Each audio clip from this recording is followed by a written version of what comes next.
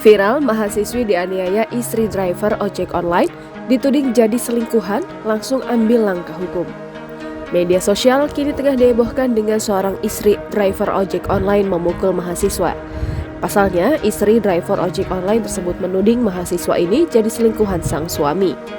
Diketahui seorang mahasiswi dianiaya istri driver ojek online di depan rumah kosnya di Jalan Madrasah Bintaro, Kecamatan Pesanggerahan, Jakarta Selatan.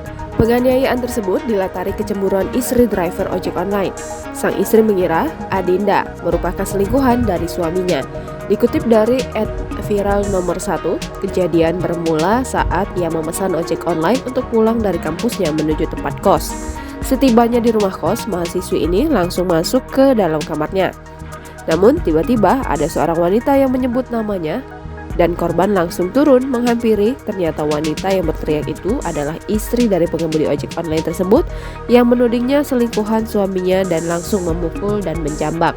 Aksi penganiayaan tersebut terekam CCTV hingga viral di media sosial. Dalam rekaman kamera CCTV, tangan dan baju AP tampak ditarik oleh pelaku, rambutnya pun dijambak. Sementara itu, pengemudi ojek online yang merupakan suami pelaku berusaha untuk melerainya.